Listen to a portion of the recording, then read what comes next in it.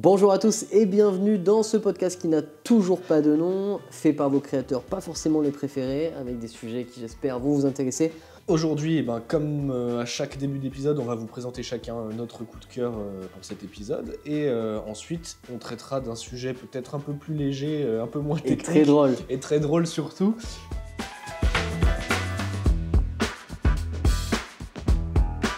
On va vous raconter des anecdotes un petit peu... De tournage, hein. Des anecdotes de tournage, des trucs qui nous sont arrivés, où sur le moment on rigolait pas, mais maintenant on en rigole quand même. Complètement. Alors restez avec nous parce qu'aujourd'hui ça va être assez croustillant, il va y avoir pas mal d'anecdotes d'expérience et puis si ça vous plaît, on en fera d'autres épisodes. L'épisode précédent sur la chaîne de Romain, allez voir, je vous mets le lien dans la description. Et eh bien, on pourra vous reposer une question, vous pouvez nous appeler par le répondeur aussi.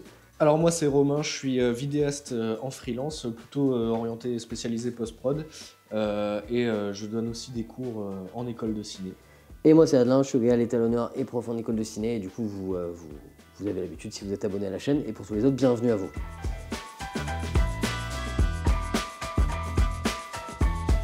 Bon, on va commencer par les coups de cœur. Romain, je te lance sur ton coup de cœur de cette quinzaine. Et écoute, je crois que pour cet épisode, on a tous les deux des coups de cœur plutôt software. Ouais, plutôt post-prod. On a tous les deux des coups de cœur très orientés post-prod cette fois-ci. Ouais.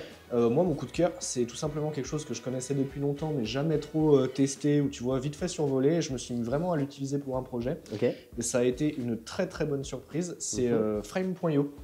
Frame.io. Pourquoi c'est mon coup de cœur ? Tout simplement parce que c'est quand même une mini révolution, je trouve. Enfin, ça existait déjà sous d'autres formes, mais là, il est carrément bien intégré. Et là, pour le coup, je refais un bond par rapport à notre premier épisode où on a beaucoup parlé d'Adobe. C'est vrai. Là, je trouve que ça a été un petit coup sympa. Ça, c'est un truc de ouf. Ouais. Parce que ils l'ont... Alors, je suis pas le pro du sujet, comme d'habitude, on va parler des choses dans notre utilisation, etc. Mais je crois qu'en fait, c'était un truc indépendant qui après a été racheté par. Tout à fait, Adobe. ouais. Oui, je te confirme, hein, en fait, Frame.io a été racheté a été en fait englouti par Adobe. Ouais. Et ils l'ont, en fait, là où ils ont été très forts, c'est qu'ils l'ont intégré. Alors, je crois que ça existait déjà, tu pouvais déjà l'intégrer depuis un moment, mais là, ils l'ont vraiment bien intégré. Et surtout, c'est inclus dans tous les abonnements Adobe. Donc, en fait, dès que tu as un abonnement, tu peux t'en servir. Et c'est là où ils ont été très forts. Si vous l'utilisez à votre compte pour aller envoyer des exports à des clients, etc., ça marchera. On va voir qu'ils peuvent l'utiliser même s'ils n'ont pas spécialement de compte Adobe. Mais je veux dire, pour héberger des exports, des vidéos, etc., là, il vous faut... T'es obligé d'un compte, c'est ça. Et je peux même dire que sur le compte de base, avec l'abonnement Adobe, on a 100 Go de stockage.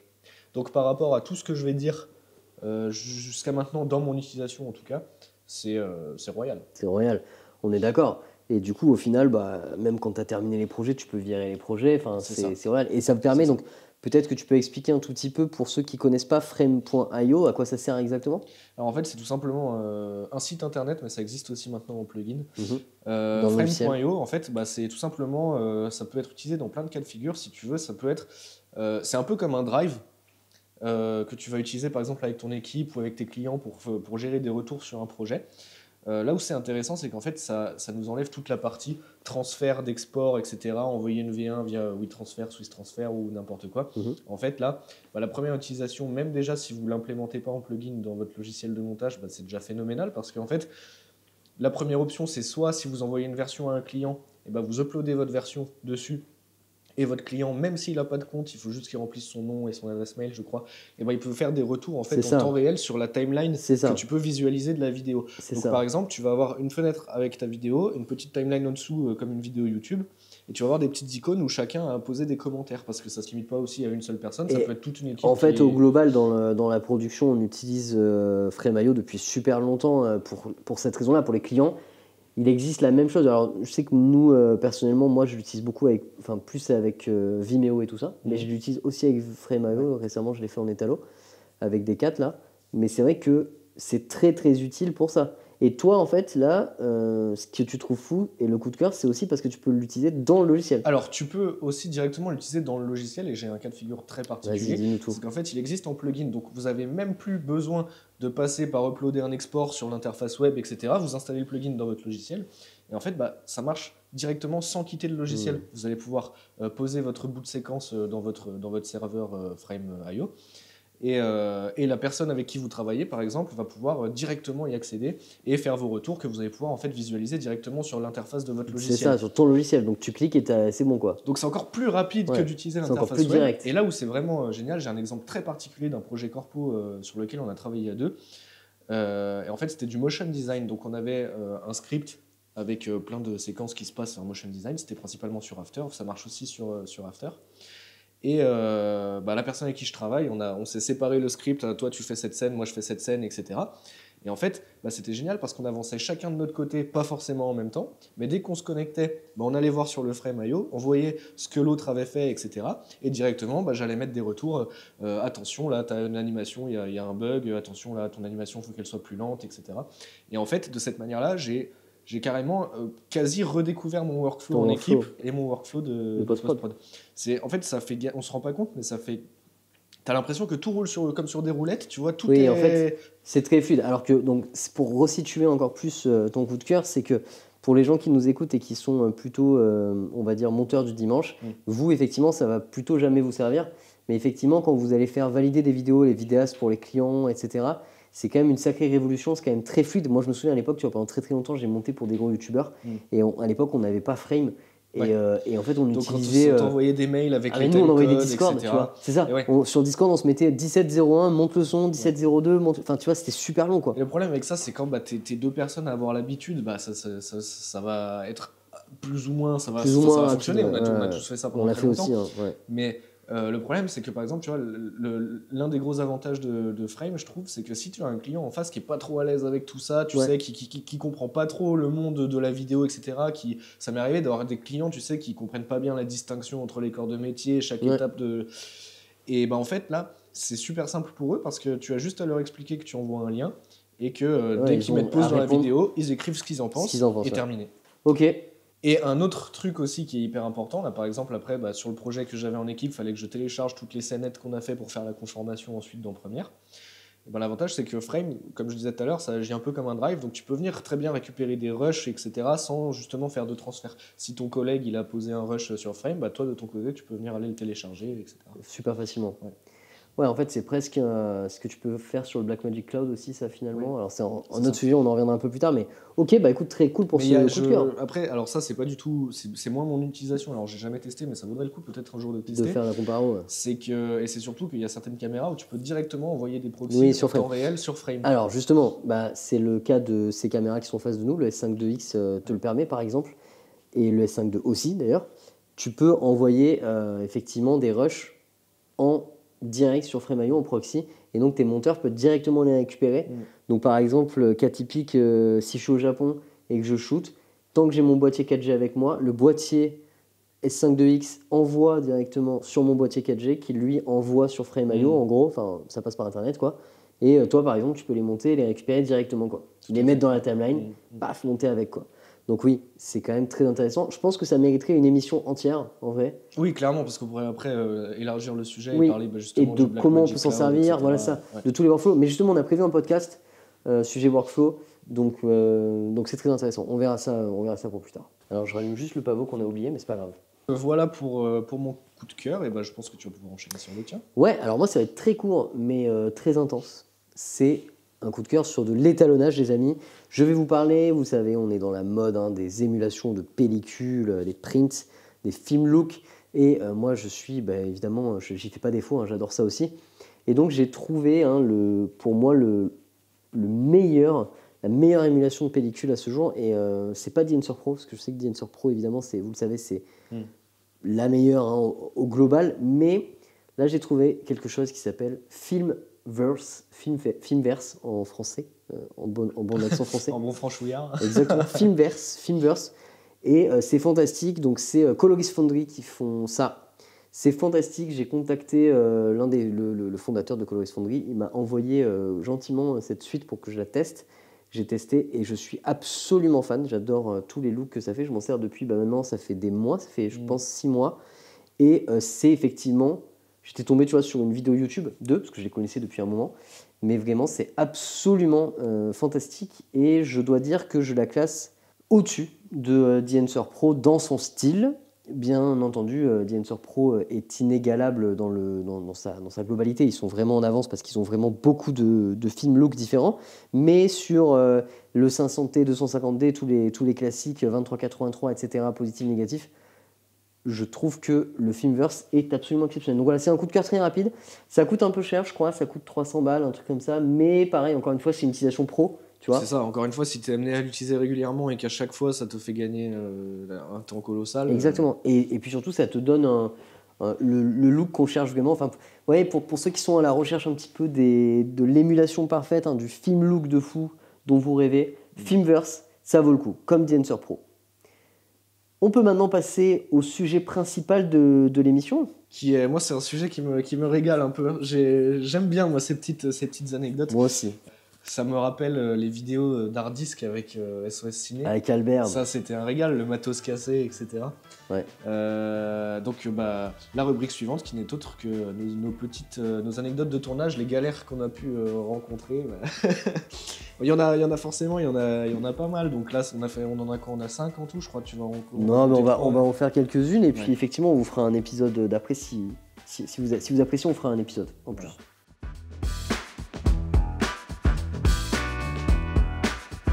Bon, je vais commencer alors. Je t'en prie. Première anecdote, c'était il y a de nombreuses années maintenant. On se connaissait même pas encore. On se connaissait pas. J'étais assistant caméra sur un tournage pour notre cher ami Amy LTR. Amy, si tu passes par là, je t'embrasse. Amy, du coup, avec qui je travaillais. Et on était sur un tournage pour une prod qui s'appelait Studio 71, qui je crois n'existe plus aujourd'hui, qui a plus mode, si vous passez pareil, gros bisous.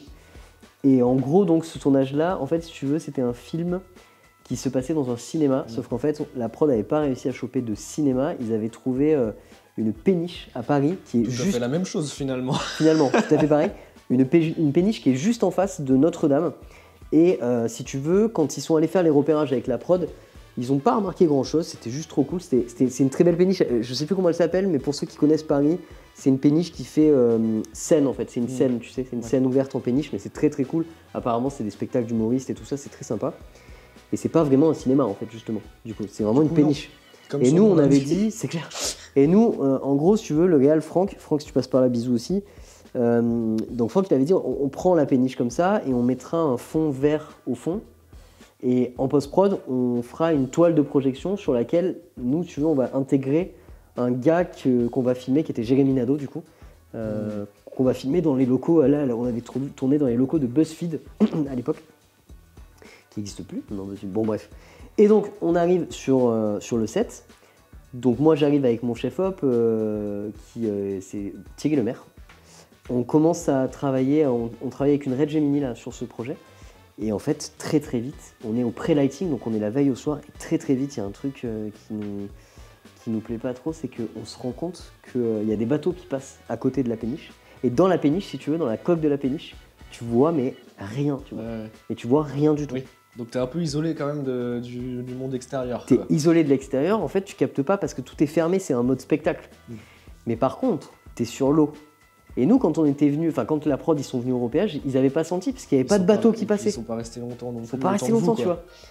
Et là, mec, les amis, les auditeurs, on a la première houle qui arrive et on est dans le bateau, on est dans la cale du bateau et on entend qu'il y a un bateau à moteur qui passe à côté et tu sais, t'as la houle qui arrive et les vagues et le bateau il se met à tanguer et on était en mode ok, on va tous avoir la beuge.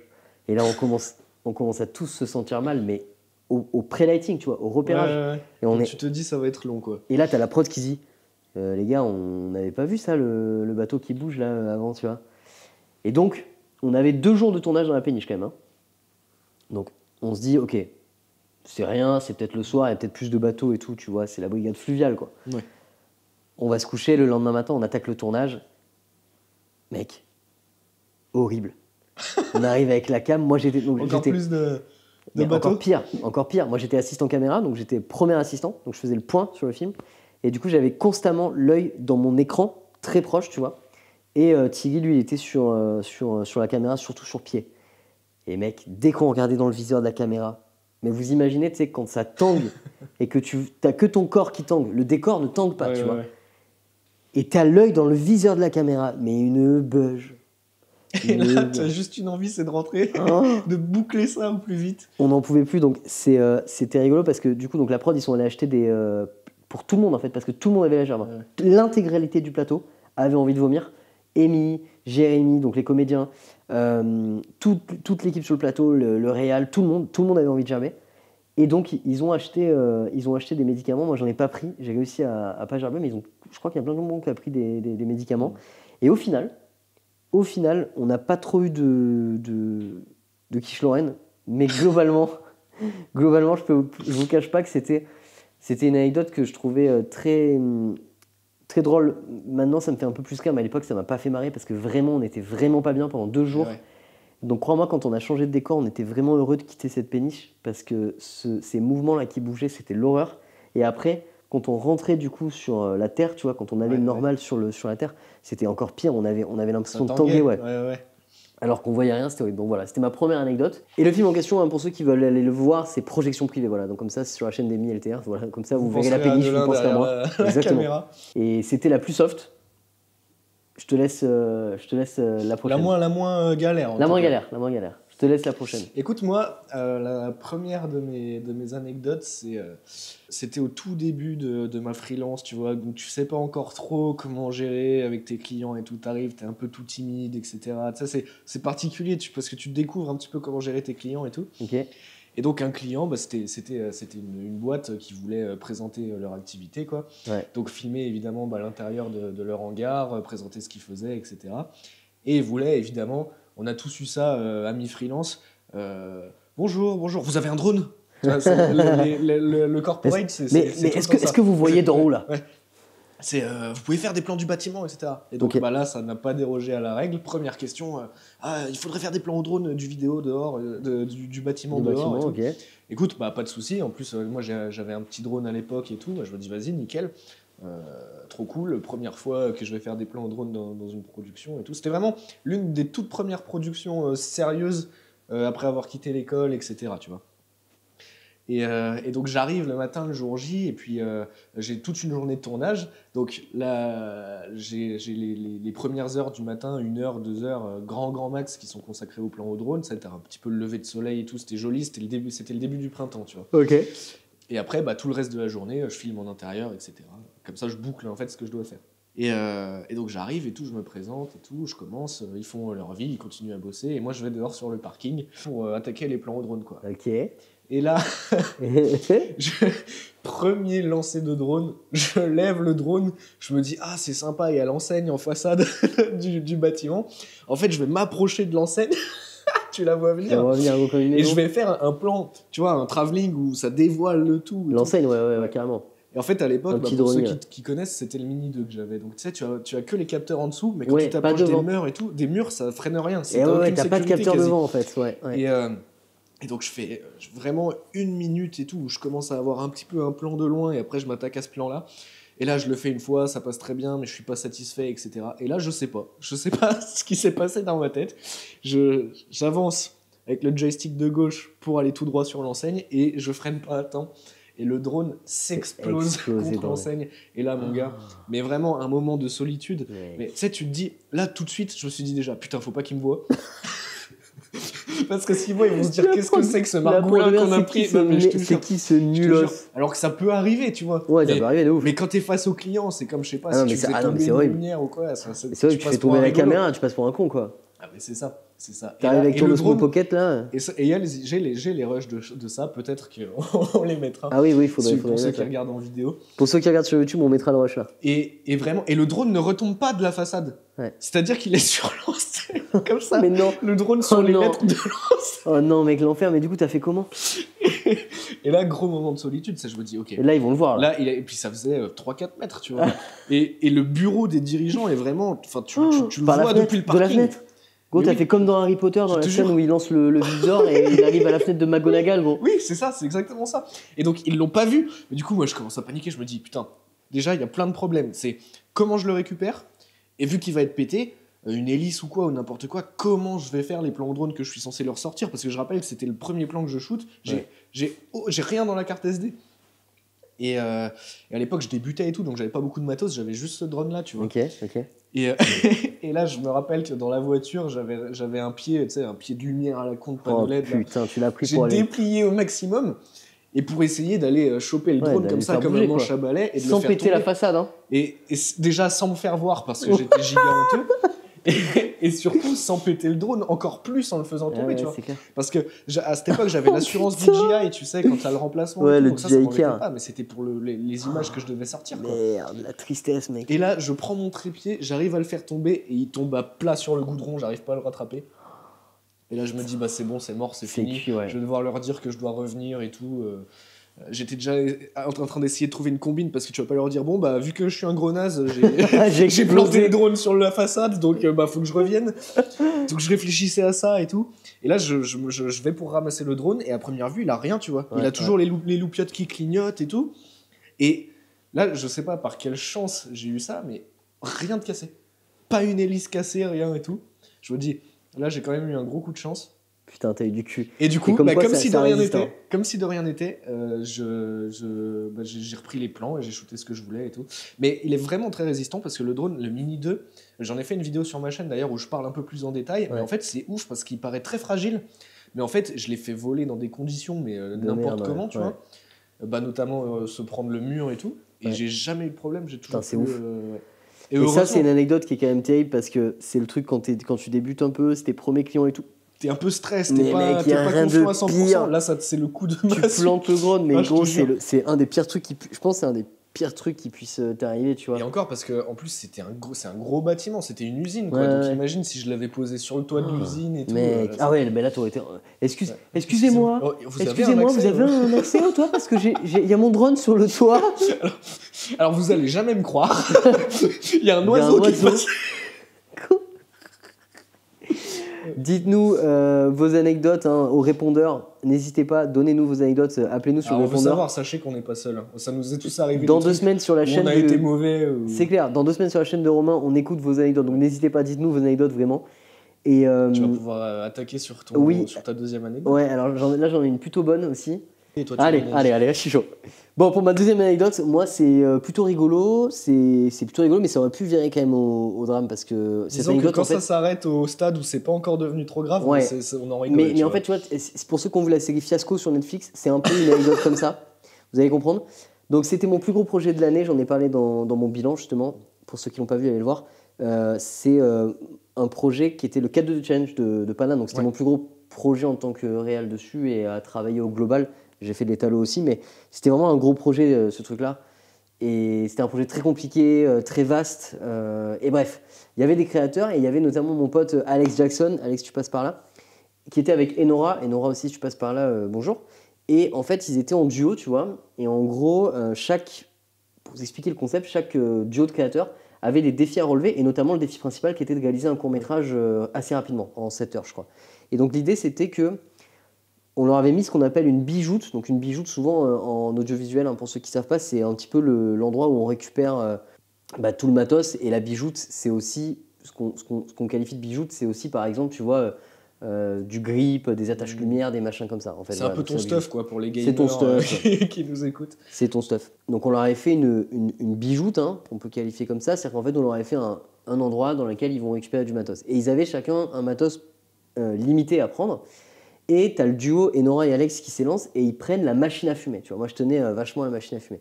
Et on tournait dans un château, donc un grand château, mais avec plein de monde dedans. Et en fait, nous, on pensait que le château était réservé à nous. Finalement, non, mais ça, c'est de la prod, hein, je ne vais pas venir dessus, c'est un peu compliqué. Et en gros, donc, Enora et Jackson, ils sont dans une chambre du château, tu vois, avec leurs acteurs, ils sont en train de tourner des trucs et tout. Et là, mec, d'un coup, l'alarme à incendie de tout l'hôtel. Avec la machine à fumer. Avec la machine à fumer. Mais quand je te dis tout l'hôtel, c'est vraiment tout l'hôtel.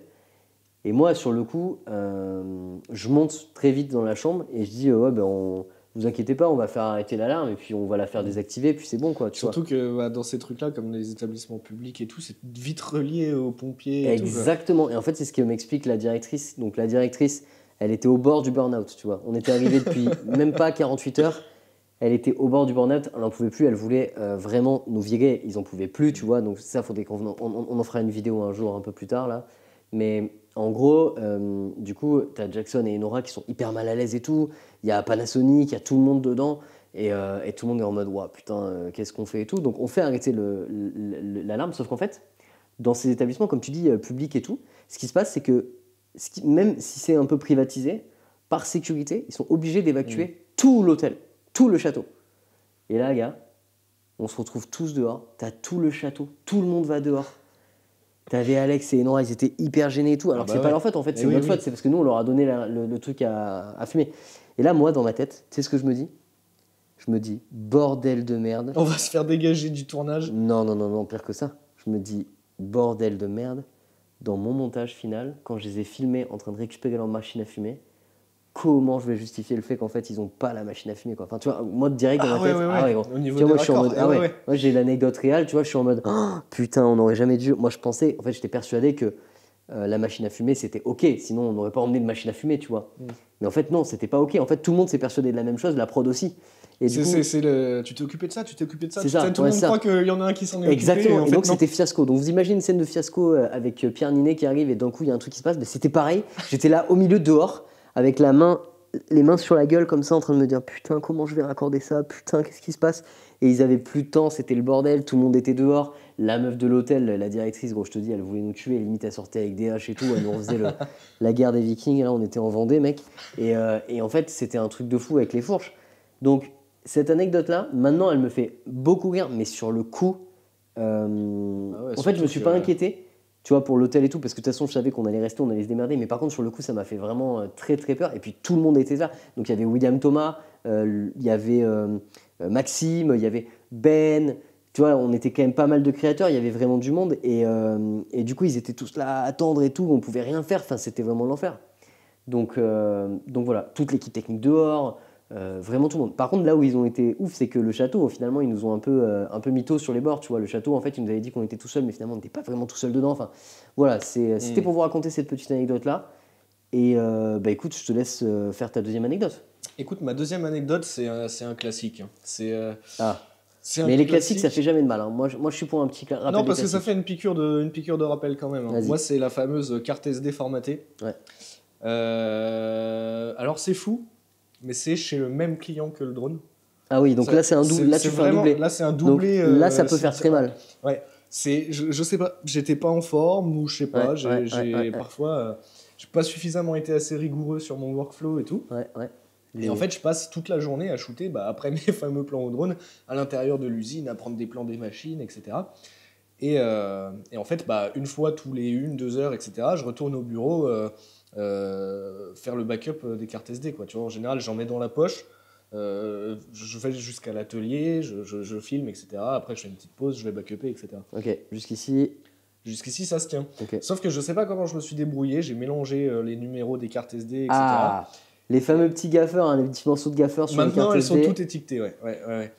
Et on apprend de ses erreurs, hein, de toute façon, on est tous passés par là, hein, ça ou la batterie vide. C'est ça, c'est aussi le but. Hein. Ouais. Et en fait, je passe.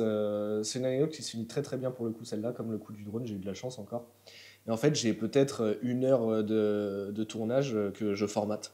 Sans faire attention. Et je m'en rends pas compte sur le moment. Okay. Et c'est après, quand je rentre chez moi pour le montage, j'attaque et tout, et je me dis, mais là, j'ai le dossier carte 4, il n'y a rien dedans, c'est bizarre. Ah là. C'est bizarre. Ça, mec, quand tu ouvres le dossier. Je pense que j'ai lancé le CTRL-C, j'ai pas fait le CTRL-V, tu vois, ou un truc, j'ai pas pensé, j'ai été distrait, enfin bref. Ouais.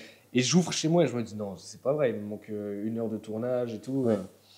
Et je cherche, et là tu commences à reprendre les noms des fichiers de chacune des caméras et tu te dis bon, ça se trouve j'ai juste créé ça se trouve le dossier carte 4 c'est dans le dossier carte 5, tu vois, j'ai juste fait un dossier en trop et tout.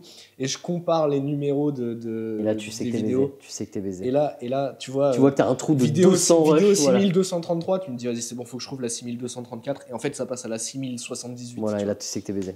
Et là, t'es mort. Et là, c'est un dernier espoir, tu refais toutes les cartes SD une par une. Que dalle, t'es juste mort. Et donc, je me dis, c'est pas vrai, c'est le sort qui s'acharne. Là, je vais devoir forcément y retourner à un moment et tout. Bah oui. Et en fait, là où ça se finit bien, c'est déjà que ça m'a servi de leçon, ça m'est plus jamais arrivé. En fait, ça, c'est obligé. Je crois qu'on est tous passés par là au moins une fois. Hein. Même, en fait, ça arrive, même quand t'es pro et tout, ça arrive, des erreurs, ça arrive. Bien sûr. Et en fait, là où ça s'est très bien fini, c'est qu'au final, j'ai pu me débrouiller au montage à ne pas faire avec les autres. À faire avec les autres rushs. Et donc j'ai réussi à faire le montage qui a été validé sans inclure les rushs que j'ai perdus, quoi. Donc ça c'est hyper plutôt cool. bien fini. Ouais. Ça c'est hyper cool. Donc moralité, soyez vraiment à 2000% vigilants, quoi. Après c'est vrai que ça arrive tout le temps parce que sans vouloir raconter une anecdote, on pourra en raconter plus tard. Mais moi j'ai eu la même chose sur une grosse fiction où en fait tu as un SSD d'une caméra qui n'a pas fonctionné et du coup tu as une caméra pendant 1 heure qui n'a pas marché, quoi. Ouais, tu vois. ouais. Ou t'as pas appuyé sur le rec, ou t'as arrêté au lieu de lancer. C'est ça. Tu viens de me faire penser à une autre anecdote que je note pour le prochain épisode. Ouais, mais moi aussi je vais noter toujours ça en rapport des fichiers. Et écoute, voilà, une bonne leçon. Une bonne leçon. Et moi je vais vous en raconter une qui est très proche de la tienne. Qui est un peu dans la continuité, ouais. Avec finalement, j'ai envie de dire des beaux enjeux. Hein. Je me suis bien pris. Toi, c'était pas le même enjeu parce que moi, on va le voir. Moi, à la limite, c'était pas très loin, je pouvais y retourner éventuellement. Moi, tu vas voir, un peu différent. Alors, l'anecdote. J'étais avec mon pote Franck Marchand, toujours du coup le réal dont je vous parlais tout à l'heure. Franck, si tu passes par là aussi. Et en fait, il m'avait fait venir pour un job sur un client. Et donc, c'était tout simplement pour la comédie musicale Je vais t'aimer de Michel Sardou. Au passage, avis perso, je déteste Michel Sardou. Voilà, c'est dit. Et la personne qu'il est et les musiques qu'il a fait. Bon, allez, ça c'est un autre sujet. Mais le boulot, work is work. Hein, donc, du coup, le boulot, c'est le boulot. J'arrive. Au cas où vous n'aurez pas compris, hein, work is work, boulot is boulot. Non, c'était juste. Oh non, on l'enlèvera pas celle-ci. Si, on va bien l'enlever. Donc, j'arrive à Paris. On commence à aller en studio d'enregistrement. Et en fait, si tu veux, ils enregistraient. Nous, notre taf, c'était de faire les making-of, les backstage de tout l'enregistrement de l'album de Je vais t'aimer, la comédie musicale de Michel Sardou. Dans le studio, si tu veux, il y a des gens assez importants. Je ne vais pas citer les noms des gens, mais en gros, on est avec le producteur. Oui, parce que tu n'as pas été grillé jusque-là dans ton anecdote. Non, j'ai pas été grillé. Il faut rester un peu discret. Mais là, forcément, je vais être un peu grillé, mais il faut rester quand même un peu discret. Donc, on l'appellera R. Et c'est le producteur. C'est le big boss de la comédie musicale. Et c'est un mec très influent, on va dire. Et on est dans le studio d'enregistrement avec des mecs assez vénères. Hein, tu vois, il y a quand même les réalisateurs de l'album, donc c'est les gens qui travaillent, donc c'est les chefs ingénieurs du son, tu vois, en gros, qui font l'album et tout. En fait, c'est les mecs qui faisaient les albums de Johnny Hallyday, tu vois. Donc c'est quand même des gros gars, et pas que. Hein. Et en fait, à un moment, il y a R, donc le boss, qui vient me voir et qui me dit « Ah putain, j'aimerais que tu nous fasses une belle photo. On est dans un studio à Montmartre. J'aimerais que tu nous fasses une très très belle photo. En haut à Montmartre avec le réalisateur, un des réalisateurs qui s'appelle Philippe quelque chose, qui est un gros réalisateur qui a fait justement les albums de Johnny Hallyday et tout. Et là, je dis pas de souci, mais carrément et tout, à fond, super et tout, on y va, banco, let's go. Et moi, si tu veux, j'enregistrais tout sur Atomos. Donc en fait, moi, ma config, j'avais un Z6 II branché sur un Atomos. Tu vois, simple. Et sur le Atomos, j'avais un SSD. On part avec le setup, mais je débranche, tu vois, j'enlève le bras magique, j'enlève l'Atomos, j'enlève tout, et je pars juste avec le Z6. Je monte avec le 2470 de 8, on est en haut de Montmartre, avec R, le big boss de la comédie Je vais t'aimer, et le big réal de l'album, ok, donc des stars. Et là, les mecs, ils sont comme ça, ils se font des photos, machin et tout, tu vois, ils sont à fond, ils font « Ah, super, alors, ça rend bien et tout », et je dis « Ouais, putain, ça déconne pas, ça tue et tout. » Et là, mec, je déclenche, et en fait, l'appareil photo, ça prend la photo. Le Z6, il déclenche, il fait clic. Sauf que je vois en bas à droite dans mon viseur qu'il n'y a pas de carte dedans. Parce que quand je tournais avec l'Atomos, j'avais que le SSD, puisque la vidéo, elle rentrait directement dedans sans passer par une putain de carte XUD. Et en fait, j'ai oublié, je suis là en train de tourner avec eux, des photos de l'album, des trucs de ouf, hein, d'accord, ça va pas être reproduit. Je suis en train de tourner avec eux des photos. Je suis en train de faire des photos qui n'est même pas mon métier de base d'ailleurs. Là, faut vraiment pas que je sois ridicule, tu vois, c'est une grosse mission. Et en fait, je n'ai pas de carte XQD, je n'ai pas de carte SD dans mon putain d'appareil. Mais ça déclenche. Donc eux, ils croient qu'on est en train de faire des photos. Et là, mec, dans ma tête... Activez-le, hein, l'alerte quand vous n'avez pas de carte. Je me suis décomposé. Mais j'ai gardé la face, tu vois, j'ai fait le mec, tu vois, je fais ouais, mais... Petit coup de chaud, mais tout va bien, les gars. Tout va bien, attends, ça, je t'en mode... Ouais, on en fait vas-y, d'autres. fais-la comme ça, souris, ouais, tu vois, je fais le truc. Et là, mec, tu sais ce qui s'est passé? J'ai eu une idée, je pense que c'était mon idée du siècle. Vraiment, c'était mon idée du siècle. C'est que dans le doute, je me suis dit, messieurs, avant de partir et tout, j'ai sorti mon iPhone et j'ai fait des photos à l'iPhone, mec. Et tu vois, du coup, discretos aussi en même temps. C'était quel je prenais iPhone, tu te souviens ou pas? C'était. Attends, je peux me Le souvenir. 11? Ouais, donc photo quand même pas qualité Z6 II, quoi. Non, non, non, non. Et c'était pas le 11, non, je crois pas. Ah si, c'était le 11. Si, autant pour moi. C'était l'iPhone 11, ouais, si. C'était l'iPhone 11, mais c'était quand même pas de la très bonne qualité. Mais heureusement, en fait, ils voulaient des photos en noir et blanc. Et là, tu vois. Et donc au final, donc je rentre, je vous termine l'anecdote. Moi, je rentre avec des sueurs comme ça, mec, en mode putain, il va capter, Franck, il va me tuer et tout, machin. Je rentre à la maison, tout ça, et Franck, il me dit putain, mec, faut vraiment que tu m'envoies les photos, tout ça. Et moi, je dis à Franck, mec, les photos, je les ai pas, frère. J'ai pas les photos, frère. J'ai pas les photos, frère. J'ai 600 gigas de rush, ce que tu veux, mais les photos, je les ai pas, mec. Mais par contre, je peux te trouver ça. Et là, j'ai sorti de mon téléphone, en fait, des photos. Je les ai retouchées sur DaVinci en noir et blanc. J'ai envoyé les photos à R et à notre cher ami, je me souviens plus de son nom, je l'ai dit tout à l'heure, Philippe? Philippe. Et là, mec, ils m'ont répondu putain, mec, merci pour les photos, elles sont trop belles, c'est trop cool et tout. Ah, putain. Là, je me suis senti, j'étais en mode, ok, bon, bah écoutez, vous faites ce que vous voulez. En tout cas, moi, j'ai terminé ma journée, je vais boire une bière, c'est fini pour moi. Là, mec, j'étais au bout de ma life. Voilà. C'était une petite anecdote à raconter, donc faites gaffe aussi aux cartes, effectivement, c'est des choses qui arrivent souvent.